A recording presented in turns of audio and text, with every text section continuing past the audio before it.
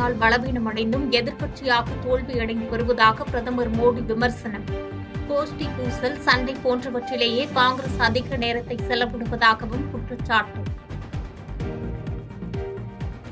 ஜம்மு காஷ்மீரில் காங்கிரஸ் ஆட்சி அமைந்தவுடன் மக்களுக்கு மாநில அந்தஸ்து வழங்கப்படும். ஹரியானாவில் நடைபெற்ற தேர்தல் பொதுக்கூட்டத்தில் ராகுல் காந்தி உறுதி. 100 கோடி ரூபாய் ஊழலில் ஈடுபட்டதாக அவதூறு பரப்பிய விவகாரத்தில் உத்தவ் சிவசேனா எம்பி சஞ்சய் ராவத்துக்கு 15 நாள் சிறை தண்டனை விதித்தது மும்பை நீதிமன்றம். பாஜகவை சேர்ந்த கிரிட் சோமையாவின் மனைவி மேதா தொடர்ந்த அவதூறு வழக்கில் நடவடிக்கை. மீனவர்கள் தாக்கப்படுவது தொடர்கதையாக இருந்து வரும் நிலையில் புதியதாக தேர்வு செய்யப்பட்ட இலங்கை அதிபர் ஆட்சியில் இன்னும் மோசமாக இருக்கும் என பாமக நிறுவனர் ராமதாஸ் எச்சரிக்கை. செந்தில் பாலாஜிக்கு நீதிமன்றம் ஜாமீன் வழங்கியுள்ளது குறித்து கூறுவதற்கு எதுவும் இல்லை என்றும் பேட்டி. மதுக்கடை திறப்பது, மூடுவது போன்ற அதிகாரம் மாநில அரசுக்கு உள்ளபோது தேசிய அளவில் மதுவிலக்கு கொண்டுவர வேண்டும் என கூறுவது ஏமாற்று வேலை என்று ராமதாஸ் சாடல். மதுவிலக்கு கொண்டு வருவது குறித்து மத்திய அரசு தேசிய அளவில் கொள்கை உருவாக்க அமைச்சர் முத்துசாமி கூறுவது அபத்தமானது எனவும் விமர்சனம்.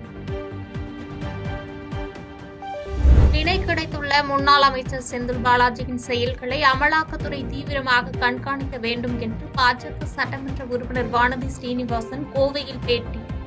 அமைச்சரவையில் மாற்றம் என்பது பொதுமக்களுக்கு ஏமாற்றத்தையே தரும் என்றும் காட்டும். செந்தில் பாலாஜி செய்தது தியாகம் என்றால் நாட்டுக்காக சிறைக்கு சென்றவர்களை எந்த பட்டியலில் சேர்ப்பது என சீமான் கேள்வி. செந்தில் பாலாஜி சிறைக்கு சென்றதை திமுக போட்ட வழக்கில்தான் என்றும் விமர்சனம்.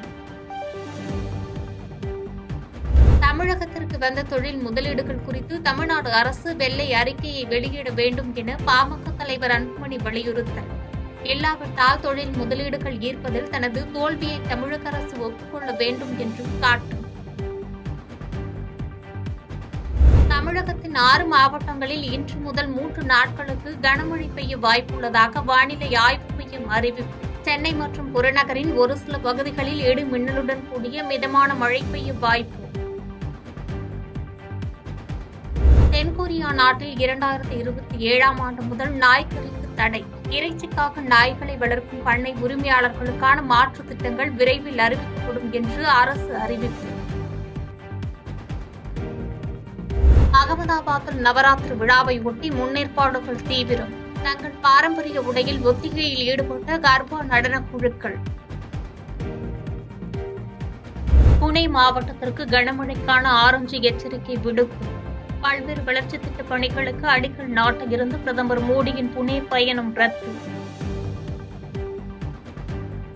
சிறையிலிருந்து வெளியில் வரும் சகோதரர் செந்தில் பாலாஜியை வரவேற்பதாக முதலமைச்சர் மு க ஸ்டாலின் எக்ஸ் தளத்தில் பதிவு.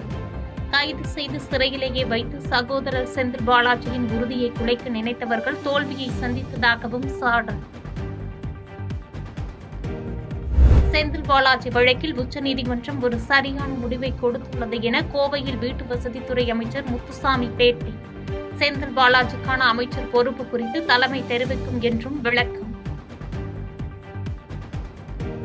செந்தில் பாலாஜியை சிறையில் அடைத்திருந்தாலும் திமுகவின் வெற்றியை தடுக்க முடியவில்லை என்று திமுக அமைப்பு செயலாளர் RS பாரதி கருத்து. தேவையின்றி நீண்ட கால சிறைவாசம் இருந்துள்ளார் செந்தில் பாலாஜி என்றும் குற்றச்சாட்டு. பண மோசடி வழக்கில் கைதாகி சிறையில் இருந்த முன்னாள் அமைச்சர் செந்தில் பாலாஜிக்கு ஜாமீன் வழங்கியது உச்சநீதிமன்றம். தமிழகம் முழுவதும் திமுகவினர் பட்டாசு வெடித்தும் இனிப்புகள் வழங்கியும் உற்சாக கொண்டாட்டம்.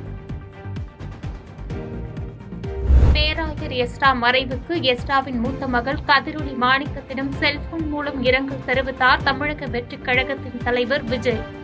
தமிழக வெற்றிக் கழக கட்சியின் பொதுச் செயலாளர் புசி ஆனந்த் நேரில் அஞ்சலி செலுத்திய பின்பு அவரது செல்போன் மூலம் நடிகர் விஜய் இரங்கலை தெரிவித்தார்.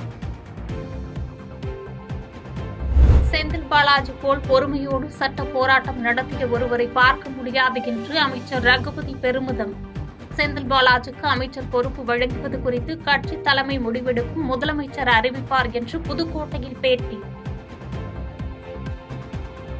திருப்பதி லட்டு பிரசாத தயாரிப்பு கலப்பட நெய் சப்ளை செய்த குற்றச்சாட்டுக்கு உள்ளான திண்டுக்கல் AR டைரி நிறுவனம் மீது வழக்கு பதிவு. உணவு கலப்படம், மோசடி, மத உணர்வுகளுக்கு அவமரியாதை, குற்றத்தை மறைத்தல் உள்ளிட்ட 10 பிரிவுகளில் திருப்பதி போலீசார் வழக்கு.